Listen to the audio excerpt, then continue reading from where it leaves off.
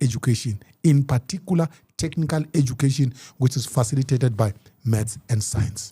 I want to challenge you. Zimbabweans are one of the most educated people in the world, but look at their country. I've heard that myth. It's an absolute myth. I've heard that story before. It's a complete myth. It does not exist. What doesn't exist? What you have just told Zimbabweans are educated. me. Okay, give me the statistics. Well, I don't have the numbers you and the won't give me stats. because I think it's based on a lot of Zimbabweans that I've met and throughout my entire life. Absolute nonsense. No, in Zimbabweans are educated. No, man. Let me open the stats. No, wait. Let me give you my thesis. Okay. Let me give you my thesis. Okay, sure, go ahead. Yeah. Let me save you time from your phone. Sure. Now, here is the thing. So, I know what you are going to find there. You're going to find something about on Google. Yeah. But what is Google? Google. Yeah. Sure. Let me tell you the story of education in Zimbabwe. Yeah. Which most people don't know. The first generation of educated Zimbabweans. I hope you will focus on what I'm saying. Yeah, I'm listening. Because I don't want you to miss this. I'm listening. I can never miss it. Sure. The first generation of educated Zimbabweans. Do you know who those were?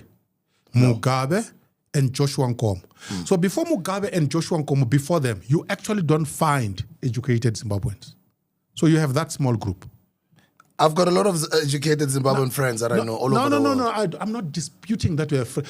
My friend, I also have friends. I can tell you stuff about my friends. I'm not talking about your friends. I'm talking about Zimbabwe. You are talking about your friends.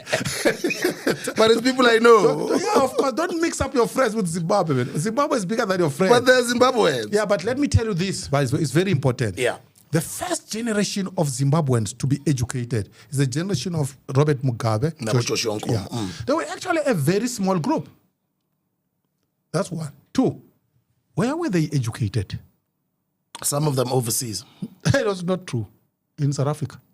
Is it? Well, they were educated here. Forte. Mugabe went to Forte. So if you take that group and take their peers in South Africa, and I'm being systematic, I'm starting from the first group, and we will get to where we are today. Yeah. Their counterparts, Mugabe and them, Buthelezi, Mangosuthu Buthelezi, O.R. Tambo, Govan Mbeki, they are their counterparts of that group. They all went to Fort here. All studied here in South Africa. Why? There were no schools in Zimbabwe. There were no universities in Zimbabwe. So how could, even at that time, Zimbabweans be more educated than South Africans? It doesn't make sense. It was not possible. I'm talking about that generation. Even if we were to do a head count of that generation, you would find more South Africans, black South Africans, educated than Zimbabweans. Go and do your research, my friend. Two, Zimbabwe's population.